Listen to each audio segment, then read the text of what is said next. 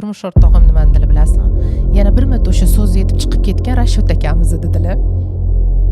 Bundan og'ir kunlar ham bo'lgan. Hattoki 1000 so'm pulimiz ham yo'q edi. O'sha $50 biz uchun bilasizmi? Hamma joyda firibgarlik ko'payib ketdi. Ya'ni bugun ochilgan firma odamlarning pulini olib yo'q bo'lib qoladi. Kimdir bizga haqorat qilibdi, kimdir bizga qarata post qo'yibdi. Shu temani ko'tarmaylik. Endi hammasi yetmayman. Erim kira qilgan-ku. Bilmayman, haligacha yetmaydi meni bolalarim. Mana rostini aytaman, 1000 so'm pullari ham yo'q edi yonlarida. Adasi mana uzilib ketmasdi, hech bir-biriga ulanib ketardi. Odamlar hozir bu intervyuni ko'rib hayron qolishligi mumkin-da. Ikkita odam, ya'ni er xotin birga harakat qilsa, tekinga borishmagan, pulini to'lab borishgan. Soat kelganda, men senga 3 baravar qilib beraman deganlar. Boramiz deb turmush o'rtog'im ikkalamiz yugurib keldik ishxonaga. Hozirgi kunda lekin blogerlardan effekt yo'q. Qarab o'tirmayman. Men yonsam Mani ismim Zulfiya Mamajanova. 1985-yil Toshkent shahrida tug'ilganman. Oilaliman, 2 nafar farzandim bor. Mandarin tur firmasini asoschisi hisoblanaman. Mandarin tur firmasini ochishdan oldin biz turmush o'rtog'im ikkalamiz O'rizor bozori bor, menimcha ko'pchilik biladi. Shu bozorda sim kartalar sotish bo'yicha dilerlik ofisini yurg'izganmiz. 2009-yildan 2017-yilgacha biz shu bozor hududida dilerskiy punktni boshqarganmiz. Misol uchun biz bu kunga o'zidan o'zi kelmaganmiz. Hammada menimcha bo'ladi. Biznes boshlashdan oldin qiyinchiliklar bo'ladi. Turmush o'rtog'im ishni tugatganimizdan keyin, misol uchun bozordagi ishni tugatib, men uyga kelardim. Ular o'sha paytda hech qachon esimdan chiqmaydi. Nexia 1 Sons bo'lardi, eslasanglar. Shunaqa mashinada 776 baz nomerlari ham esimda, qora rangida. Kechki payt chiqib, kira qilardilar. Kuniga 50 ming, 80 ming, bir xil paytda yaxshi bo'lib qolsa 100 mingdan pul ishlab kelgan paytlari bo'lgan. 3-4 soat kira qilardilar. Uni harni uy yumushlari uchun, uydagi bitlar uchun ishlatardik o'sha pulni. Orzu bo'lgan, chiroyli yashagimiz kelgan, misol uchun havas ko'zi bilan ko'pchilikka qarayardim. Lekin shunaqa kunlarga, shu darajagacha kelamiz deb, to'g'risini aytsam, hech qachon o'ylamaganman. Misol uchun 40 yoshdaman hozir. 40 yoshimgacha 59 ta davlatga sayohat qilaman deb hech qachon o'ylamaganman. Chunki biz o'sha paytlarda ishlab yurganimizda o'zimman olganda Mandarin tur ochilishiga ham shu sayohatga qiziqish ishtiyoqi kuchli bo'lganidan kelib chiqqan. Turmush o'rtog'im ikkalamiz kopilkalar bo'lardi. Hozir ham bor, bilsanglar, tepadan pul tashaladi. Podvalga tushib, O'rizor bozorida podvalga tushib, kopilka olganman. Kopilkaga 1 yil davomida ikkalamiz er xotin pul tashab yig'ardik biz. Har yili yanvar oyini boshida o'sha kopilkani sindirardik-da, ichidagi yig'ilgan pullarni sanab taxlab sayohatga ajratardik. Bu degani 12 oy davomida biz bir marta sayohat qilish uchun pul yig'ardik. Ro'zg'ordan orttirardik. Chunki qiyin bo'lgan, o'zidan o'zi bo'lib qolmagan. Sababi kuniga 50 ming so'm topsak, biz er xotin xursand bo'lib ketgan paytlarimiz bo'lgan. Xazonda soat 4:30 da biz O'rizor bozoriga kelardik. Eshikni voqli ochib qo'yardik. Nimaga? Hamma bozorga tushib ketayotganda, ya'ni ish joyiga kirib ketayotganda paynetdan shotiga pul to'lab ketardi.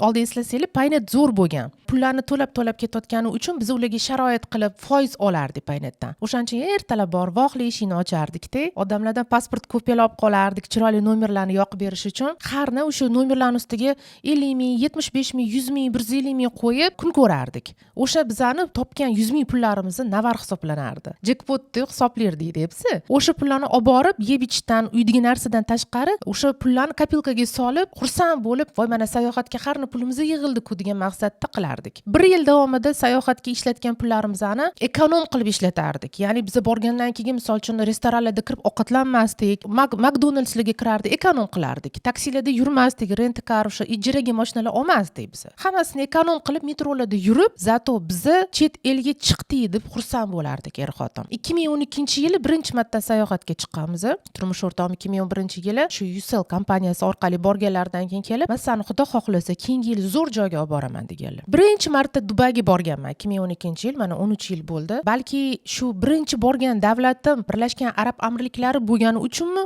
mehrim boshqacha. O'sha vaqtdan ishtiyoqimiz boshqacha bo'lgan, sayohatga qiziqish boshlangan. 1 yilda 2 marta sayohat qilish uchun biz kurashurardik. Qo'shimcha yo'llarni topardik. Pul topish yo'llarini kira qilardilar, odamlarga ko'proq xizmat qilardik, kserokopiya qo'yishlarni boshladik. O'zimizning joyimizda arendaga joylar berish boshladik. Arenda pullarini olib, biz o'sha kopilkaga qo'yib yana ham ko'proq sayohat qilish funksiyasini ishlab topganmiz. Mandarin tur ochilishini o'zimga olganda tarixi bir ajoyib bo'lgan. Mandarin deb nom qo'yaman deganimda hamma kulgan ustimdan. G'alatiroqmasmi? Meva nomi, voy deb hamma hayron qolgan. Mandarin o'zimga olganda yoshligimizda men 7 yosh, akam 14 yosh bo'lganda adam bizani tashlab ketganlar.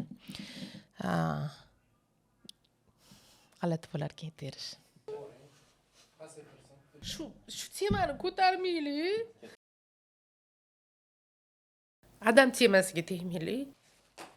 Uzr, o'zim ushlab turolmadim. O'zi yoshligimdan mandarin yaxshi ko'raman. Lekin hozir yaxshi ko'rmayman, nimagadir yemayman. Turmush o'rtog'im ko'p olib beradi, lekin oldingidek yaxshi ko'rmayman. Onam endi o'zlari ikkita bolam boqqanlar, bizaga o'sha paytda ham mandarinlar qimmat bo'lgan. Sezon vaqtida-ku qimmat bo'lib ketardi. Olib bera olmasdilar. Yangi yilni bizni oila davrasida 31-dekabr yangi yil qilib kutmaganmiz. Iloji boricha oyimizdan vaqtliroq uxlatib qo'yardilar. Yangi yil kutmasdik biz. Mandarin ochilish mavzusi ko'tarilganda, yonimda bitta odam bor edi, yaqinimizda so'radilar. Nima o't qo'ysam ekan desam, yoshlikni nima eslatadi senga dedilar. O'ylanib qoldim-da, miyamga bir danaga mandarin keldi. Mandarin dedim. Mandarin desam, o'sha aytganimdek hamma ustimdan kuldi. Voy, g'alati bo'ladi, unaqa nom qo'ymagin. Men aytdim, "Yo'q, mandarin bo'ladi" dedim. Mandarin bo'ldi. Mandarin ochilgandan keyin yaxshi bo'lib ketdi. Ko'p tur firmalar ko'payib ketib, hozirgi kunda hech qaysi meva qolmagan. Hamma mevani ochib tashladi. Yo'q, nimaga deganda, biz hech qaysi tur firmani raqobatchi deb bilmaymiz. Rus tilida aytganda, kollegi по цеху deb hisoblaymiz. Nimaga bu narsani aytaman? Malikaga borsangiz, do'konlar son mingta. Hammasida telefon sotiladi, hammasida kirmoshina, xolodilnik sotiladi. Xuddi shunaqa narsa bizda bor mahsulot boshqa tur firmada ham bor. Shuning uchun biz ularni raqobat ko'rmaymiz. Agar biz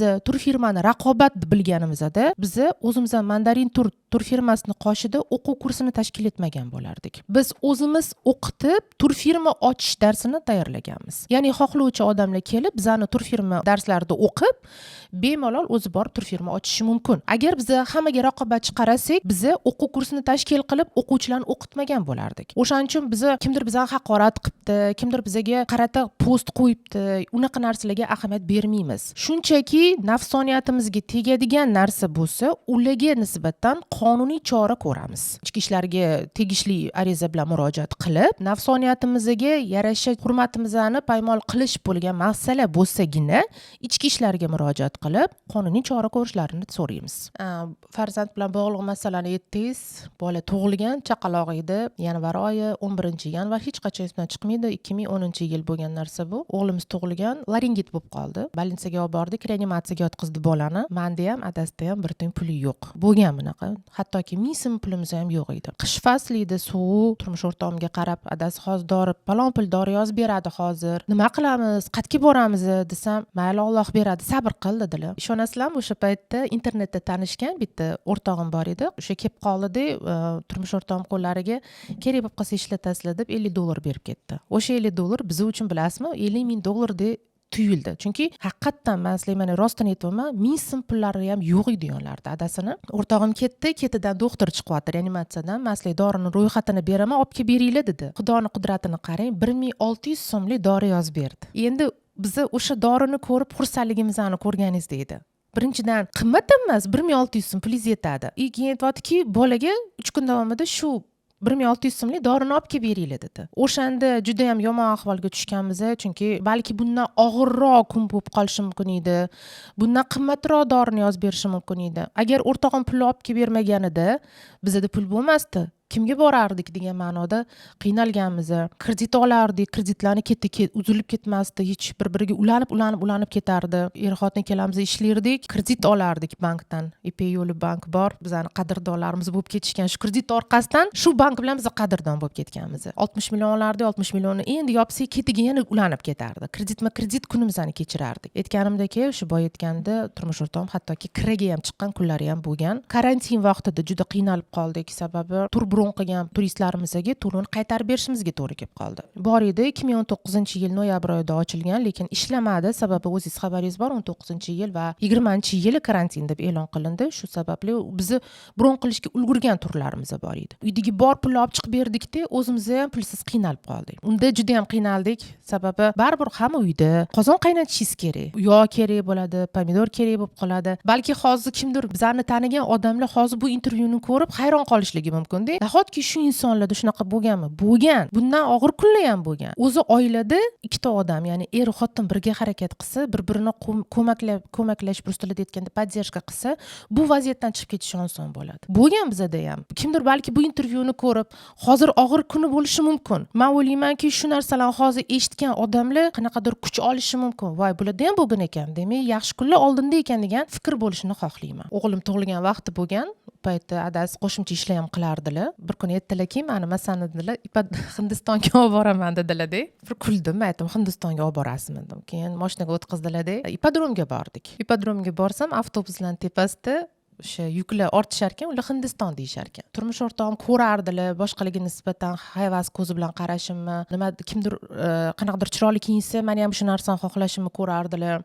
O'rtoqlarim yig'ilishsa, kelayotgan mashinasini ko'rardilar, chiroyli yurishini ko'rardilar-da, men havas ko'zi bilan ko'rardim. Lekin hech qachon bir marta ham turmush o'rtog'imga siz menga shu darajada qilib bermadingiz deb aytmaganman. Hech qachon. Mana 20 yil bo'ldi, 20 yil davomida bir marta ham aytmaganman. Balki shu narsani meni turmush o'rtog'im qadrlaganliklari uchunmi aytganlarki, xudo xolasa, meni ishlarim zo'r bo'lib ketsin, sen shunaqangi darajada yurasanki, mendan ustunida bo'lasan. Shu sabrlaring mevasini xudo xohlasa, vaqt soati kelganda men senga 3 barobar qilib beraman deganlar. Nolimayman, shukr.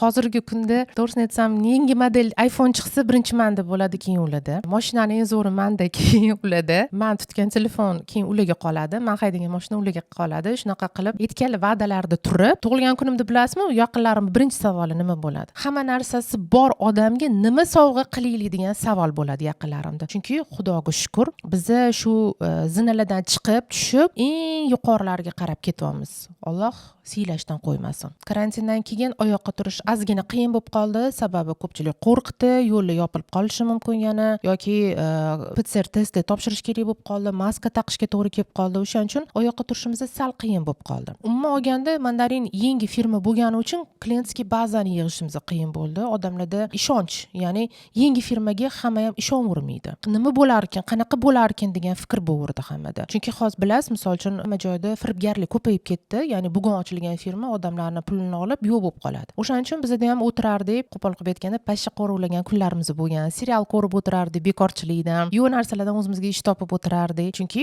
ochganda biz o'zimiz ishlaganmiz, ya'ni operator bo'lib ishlaganmiz. O'shanda bitta bloger kelgan, akamiz olib kelganlar, o'sha bloger tanishlarni. U blogerlar Dubay ili Turkiya variantini ko'rishgan edi. Keyin biz telefon qilganmizda akamizga, shu Rustam akam borlar, Rustam akamga telefon qilib, Rustam aka olib keling, bizdan uchishsin deganmiz. U paytda blogerlarni reklamasi, blogerlarni gaplari zo'r bo'lardi-da endi, chunki hamma karantindan keyin chiqqan-ku. Hozirgi kunda lekin blogerlardan effekt yo'q. Lekin o'sha paytda 2020-yillari, 21-yillari blogerlardan juda ham katta effekt bo'lardi. Keyin Rustam akam kechqurun soat 11 bo'lib qoldi. Kelasizlarmi dedilar ofisga. Voy, boramiz deb turmush o'rtog'im ikkalamiz yugurib keldik ishxonaga. Keldik, o'tirdik, gaplashdik. $690 turib hisoblab berganmiz. Pullari ham esimda. Boradigan bo'lib qolishdi, faqat boramiz, ketdik hammamiz birga bo'lamiz bo'lib, ya'ni men turmush o'rtog'im, Rustam akam hammalar birga qo'shilib ketishdi. Boya aytganimdaki, u payt hamma blogerlarni kuzatardi. Ularning reklamalari, vayllar olishardi, odamlarga qiziq bo'lgan, chunki o'sha aytganimdaki karantin vaqtida qiziqish bo'lib ketgan bu narsa. Ularni ko'rgandan keyin yana bitta show biznes a'zosi ularni ko'rish boshlashgan, ya'ni podpisan bo'lgan, Mandarinni reklama qilishgan ular, lekin tekinga borishmagan, pulini to'lab borishgan. Pulini borib ad-dushi, ya'ni chin ko'ngildan ular reklama qilib berishgan, chunki xizmat ularga yoqqan. Sababi endi Dubay biz hamma joyini bilardi, besh qo'limizda degan mamlaqa qilinglar deb aytib turganmiz. O'shaning uchun ular chin ko'ngildan reklama qilishgan. Ularni ko'rgan boshqa show biznes a'zosi, aktrisamiz borlar, ular havas qilib yozganlar. Parallelni xuddi shu blogerni kuzatadigan turmush o'rtoqlari bloger desa ham bo'ladi, ular ham kuzatib, bizning xizmatimizdan foydalanish uchun aloqaga chiqishdi. Ularni ko'rgan boshqa odamlar yana aloqaga chiqish boshlashdi. Ya'ni sarafonli radio deyiladi. Bir-biriga tarqalib set bo'lib ketdi. Ularni ko'rgan bu, bularni ko'rgan u, shunaqa qilib ulanib ketdi. Mandarinni odamlar tanishish boshlashdi. Ya'ni bizning xizmatlardan foydalangan mijozlar o'zini orqasidan yana boshqa odamlarni olib kelish boshladi. O'zim olganda, любой biznesda sarafonli radio yaxshi. Maslahat berish ulanib ketadi. Mandarin mana shunaqa qilib rivojlanib ketgan. Biz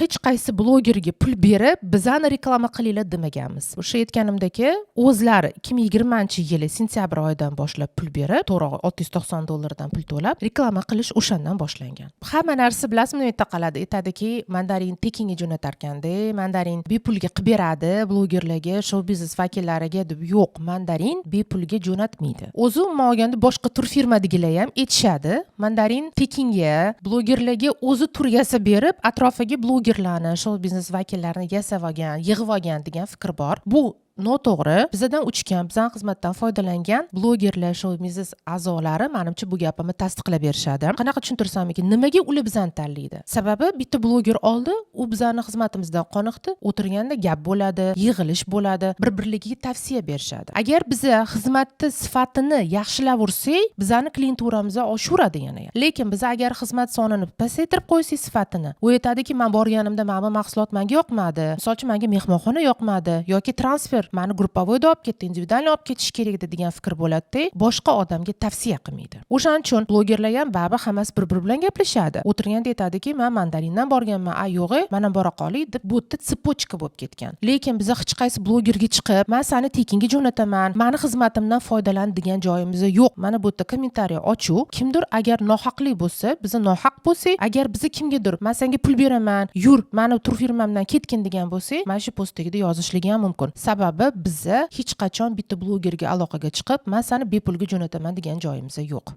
Jahl chiqqanda hech qachon esimdan chiqmaydigan bitta voqea bo'lgan. Bu bitta sotuvchi kompaniya bilan bog'liq, nomini aytmayman. O'sha paytda sim karta sotardik. Aytdim-ku, biz O'rizor bozorda ishlaganmiz, sim karta sotardik. Ular sim karta olib sotishingiz uchun o'zini modemini bizaga majburan tiqishtirishni boshladi. U modemni 300 ming so'mga hech kim olmasdi o'sha payt. Men bordim, menejeriga uchradim, rahbariyatiga aytdim, baraka topkurlar, bizda hech kim olmaydi buni. Bizga sim karta bergin desam, sal boshqacharoq gapirib qoldi. Keyin men ham jahl ustida endi xunukroq gaplar gapirib bordim. Endi nimaligini ayta olmayman. Hurmatsizlik qilib, juda xunuk gap aytib bordim. U yerdan chiqib ketdim. Ertasi kuni meni sotuvchi kompaniyadan, uyali aloqa kompaniyasidan chaqirtirishdi. Borsam, yuristlar o'tiribdi, bundaqa katta stol qilib qo'yishgan. Bir 6 tami 7 tami odam o'tiribdi. Labay desam, siz kecha shu kelib so'kinish qilgansiz, bizani xodimimizga nisbatan sizga chora ko'ramiz. Men aytdim, nima dedim? Chora ko'ramiz. Agar siz hozir hammani oldi publichna dedi, hammani oldi uzr so'raysiz yoki bo'lmasa sizni sudga beramiz, jarimaga tortamiz dedi. Men aytdim, hozir 1 minut berib turinglar, menga dedim. Tashqariga chiqdim. Tashqariga chiqib xo'jayinim telefon qildim, turmush o'rtog'imga. Men aytdim, mana shunaqa vaziyat bo'lyapti dedim. Nima deb aytganding dedilar. Keyin o'sha gaplarni aytdim, anaqa deb so'kkandim dedim. Bo'pti, hozir to'xtab tur dedilar, advokat bilan bog'landilar, parallelni beradi, o'sha ikkinchi liniyadan advokatga qildilar, so'radilar advokat mendan. Shu gapni gapirganingizda oldingizda kim bor edi dedilar. Men aytdim, shunaqa, o'sha menejeri bor edi, yonida hamkasblari bor edi dedim. Ha, bo'ldi dedilar. Agar begona inson bo'lganda mamcha shtraf to'lardingiz deb aytdilar bizga. Keyin turmush o'rtog'im aytdilar, nech pul qarzi bor dedilar. O'sha paytda o'sha kompaniya bizga qarzi bor edi. Aytdim, 1,180,000 qarzi bor ekan desam, turmush o'rtog'im nima dedilar bilasizmi? Yana bir marta o'sha so'zni aytib chiqib ketgan Rashid akamiz dedilar. Nimaga xursand bo'laman? Turmush o'rtog'im har doim hamma joyda meni qo'llab turadilar. Shu jahl ustida shu narsani qilganman, lekin uzr so'ramaganman. 3 kundan keyin shotimizga bizani qarzini tashab berdi. Sudga ham bermadi. Bundan buyog'iga men turizm va turizmga oid barcha ma'lumotlarni sizlar bilan bo'lishish uchun shu ko'rsatuvni davomiy ravishda olib borishga qaror qildim. Agar kimda qanaqa savol bo'lsa, misol uchun biznesga oid yoki turizmga oid sir asrorlar kimgadir qiziq bo'lsa, shu post tagida kommentariyada yozib qoldirsanglar, global mavzu sifatida ko'tarib chiqishga harakat qilaman. Turizm yangiliklari va mandarin tur biznesni shakllantirish, umuman olganda nafaqat mandarin tur, balki turizm bozoridagi yangi firmalarni qanday shakllantirish bo'yicha men o'z maslahatlarim bilan bo'lishib chiqaman.